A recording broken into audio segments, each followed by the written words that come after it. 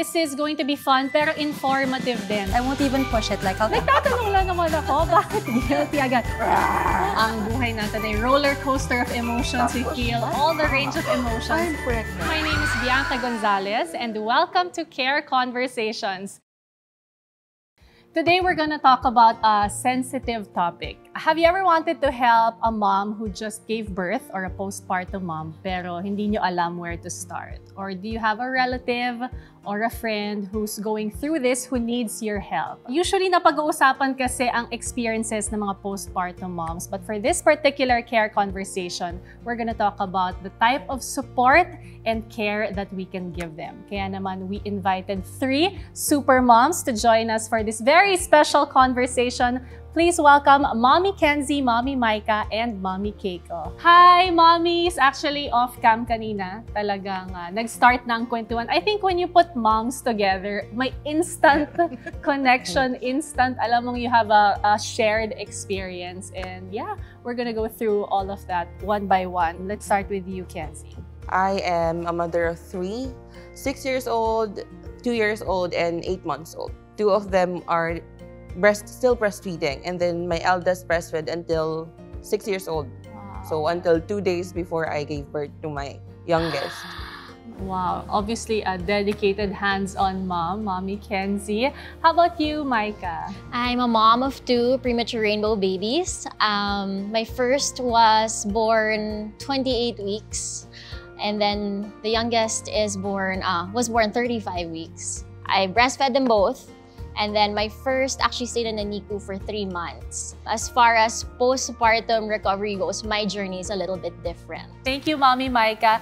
And you, Mommy Keiko, tell us a bit about you and your kids. Yeah, so I'm a mom of 3. I'm a homeschooling mom to my 12-year-old, 7-year-old, and 1-year-old kid. So in terms of postpartum care, nasa point na ako na I want to help spread kung paano makatulong sa ibang moms who's undergoing, yung nasa postpartum period. 4th trimester, as they call it. Yes, 4th trimester, that's right. Because we're talking about support, I'm curious, sino sa buhay ninyo was your, I guess, #1 support system?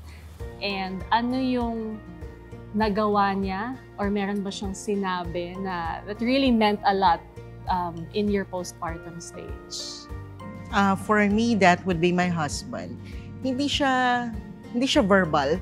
He's more of yung love language kasi is more of service. Acts of service. Ako kasi more on verbal ako. My husband would just come to the rescue, parang, tapos na. Sometimes when I need to cry, I just cry, tapos abot lang siya ng tissue. Ganun lang. Sa ibang tao, baka sabihin, ba't umiyak? Problema mo, di ba? I mean, it doesn't help with recovery eh. Yeah. There's a lot of emotions after you give birth. And you just cry, you just laugh. Nababaliw na that notion. Pero siya talaga, I just like so calm. So siya yung masasabi ko talaga na anchor, kumbaga. Ang ganda nung sabi na parang yung simpleng pag-abot ng tissue or hindi na magpapaalam sa'yo, kita niyo yung problema and then gagawin lang niya. Yes.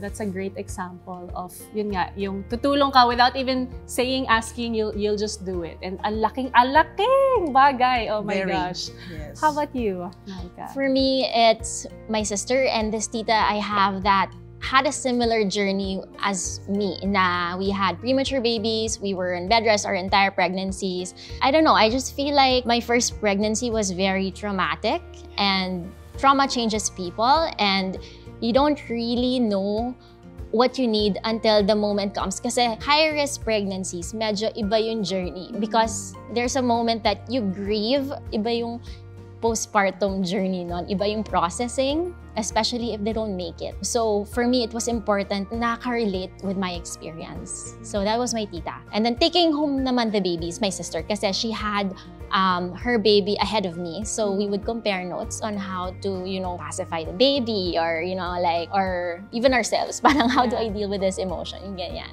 The women in my life really helped me through it. When you're pregnant until when you're a mom, ang daming moments na parang feeling mo, nababaliw na ba ako? Kasi parang ang overwhelming lang ng emotions due to so many factors, right? Including hormones. And we can't help it. Pero parang knowing na somebody knows what you feel, like you, your tita, parang ang laking comfort knowing na hindi ka nag-iisa na, somebody went through this and you're so lucky to have that tita. And not just that, so parang may ray of sunshine, ganon. Parang it gives you hope. And your story now is giving hope to so many mommies na you're sharing pa-onte-onte and nakaka-relate sila sa'yo. So yeah, we'll dig more about that later. But you, Mommy Kenzie, #1 support system at paano niya napakita yon? Well, my #1 support system is my mother. Kasi I got pregnant right after college. I didn't know I was pregnant. I found out around turning 5 months na yung tiyan ko. So my main concern was disappointing my parents. Of course, they were disappointed. But since she is an expert in handling this, kasi siya, psychiatric nurse, she was also able to help me regulate my emotions, and also she helped me na realize that I'm a mother now. Main concern ko kasi talaga yung disappointing them as their child. So I forgot na meron na akong dinadala. So hindi ko masyadong na-take care yung sarili ko nun. So she was able to take care of me physically, emotionally. Tapos ayun.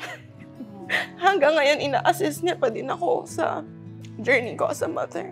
It may have been years ago, pero it's so clear. Tas the emotions, diba, they come back right away. So thank you for sharing all of those. At natutuwa ako kasi as a mom, ang buhay natin ay roller coaster of emotions. We feel all the range of emotions. Kaya naman for this specific care conversation, maglalaro tayo ng emoji game. So with each of those boards, I will read a question or a scenario. And then i-flash nyo yung emoji that fits how you feel about that certain scenario. Yeah, so to everyone watching, you can also react the emoji that you feel is best para dun sa question or scenario na ibibigay ko. And syempre, you can share your story as well, like our mommies. You can share your stories in the comment section. Let's go straight to #1. So please raise the emoji that represents how you feel about your pregnancy journey.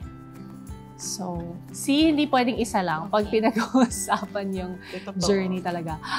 Ooh. Oh, almost all the same. Let's start with you, Mommy Kenzie. I had 3 pregnancies, so each one is different. But all of them kasi are unexpected. So, of course, this emoji before I got married. Of course, I am thankful and grateful because of my kids. I became a mom because of them. Even if the journey, my pregnancy journey was hard, and especially the last one, since I had difficulty walking. It was a struggle for me to walk. So I usually just sit down or lie down most of the time. There are so many women who got pregnant and gave birth during the pandemic. And ibang-iba yung experience ng pandemic mom. Because pre-pandemic, you can see friends, you can go out, diba? You can take your mind off things when they get overwhelming. Pero dahil nga sa situation natin, when you're just at home, it totally changes pa the experience. So I'm sure a lot of new mommies can relate as well. How about you, Maika? I've had 4 pregnancies. My first one, I gave birth prematurely. It was a shock, it was sad, it was all sorts of emotions na frustrating, and how come I wasn't able to carry it to term? I have to deal with all my diagnoses about insufficient cervix, APAS, GDM, and all the other medications I have to go through, yung mga heparin sa tummy every night. It was tough na I have to find a way to entertain myself, na I have to accept I will be in bed for the rest of this pregnancy. I cannot have a baby shower. I cannot have those mga baby moon, yung mga ganyan. Like, you know, the normal excitement that goes on usual pregnancies. And then also this emoji, because every baby is a miracle. Whether or not you take them home with you or they gain their angel wings, they're a miracle. They teach you something. They make you mom. Even if you're an angel mom ka pa rin. I feel like it was the journey meant for me because it made me stronger. It made me appreciate life and babies in general na parang don't take pregnancies for granted. Don't take your children for granted. Toddlers now, especially when they go through a stage na nagtatantrums, parang, I see a miracle. I don't see a miracle. I see a miracle. Kalma lang tayo. I see a miracle in you. Ganyan. Thank you for sharing that. And the next time magtantrum yung mga anak natin, alalahanan natin ang sinabi ni Micah. I see a miracle. I see a miracle.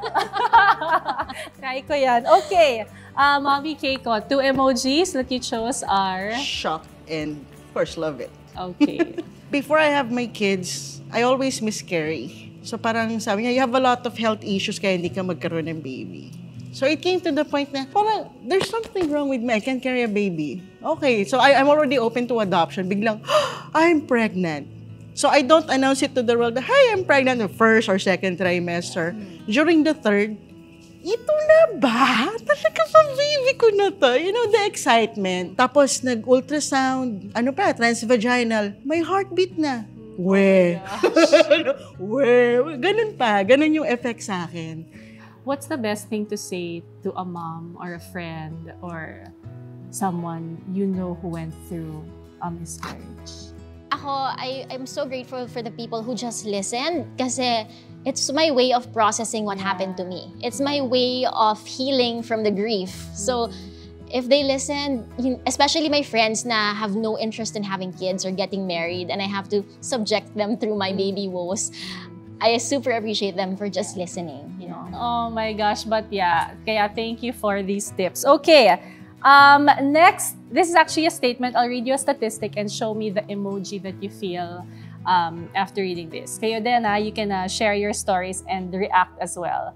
The statistic is, only 15% of moms have proper support and care from their families and friends through the postpartum phase.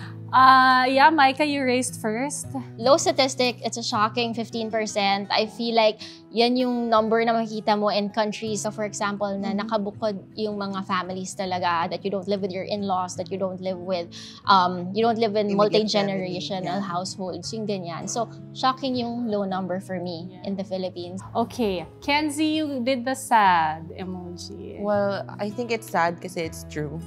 Kasi a lot of moms na, dun sa mga mom groups, usually nagpo-post sila na sad sila about postpartum depression. Although, hindi naman sila diagnosed, but of course, they called it depression agad. So, usually ang source is their husbands or in-laws. Kasi ini-invalidate yung feelings nila. Sinasabi na, inaarte mo lang, artehan mo lang yan, ganun. So ikaw, syempre, ano mafe-feel mo? Syempre, you feel all sorts of emotions dahil sa hormonal imbalance. From that perspective, parang totoo yung 15% because mental health here in the Philippines, medyo, it's still swept under the rug to some degree. They feel like it's a Gen Z thing ba? Ganon, like... Kasi been there, done that sila eh. Yes, oo. Yung mga taong yun pa, yung nakaka-cause ng depression sa kanila. Kasi actually, yung mga nababasa ko, tipong, paano ko kakausapin si husband na ganito, ganyan. Kasi pagod na ako, parang pagod ako sa baby. Tapos usually nag-work din naman yung ibang moms. So pagod ako sa work, pagod ako sa baby. Tapos ayaw niyang mag-help, puro lang siya play ng video games. Parang ini-invalidate niya na, kaya mo yan. That's so painful, grabe. As hard it is to admit, there probably are some people watching this na, oh my gosh, nakakita na ako ng ganyan or nakarinig na ako ng ganyan. And you were super agreeing. Pero angry emoji yung Angry sa'yo. ako. Yeah. Kasi with the statistics of 15%, actually, I'm thankful na merong mga support groups. Kasi that's where we let moms vent out. Yeah. Yes. How can I recover kung mismong sana yung support ko, sila pa yung cause kung bakit ako ganito?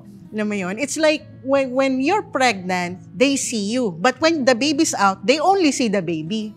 They forgot the mom. So alam mo yun yung nafu-frustrate din ako na parang yung mga older gen, sabihin nila, pinagdaanan ko rin yan. Iiyak mo lang. Okay na yan. Nanay ka, di ka pwedeng sumuko. Yes, we're moms. Hindi tayo pwedeng sumuko. But it doesn't mean we don't need care. Yeah. May mga in-laws or partners na hindi naman minimin na gano'n. Pero dahil lumaki sila, na gano'n na ang nanay ginagawa lahat. Walang tulong, kaya niya. For sure, yung nanay na yun, umiiyak sa banyo. Alam mo yun? May struggles din ng kanya. So parang I think it's so important, lalo na sa ating generation ngayon, na dahil aware tayo, i-break natin yon and we model better for the next generation. Kasi hindi naman talaga babae lang ang dapat gumagawa sa bahay.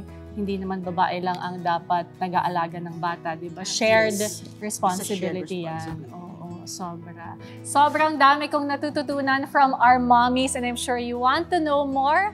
Ano ba dapat sabihin sa mga mommies? Ano ba dapat ang mga i-react pag may pinagdadaanan sila? We'll continue this conversation, so stay tuned.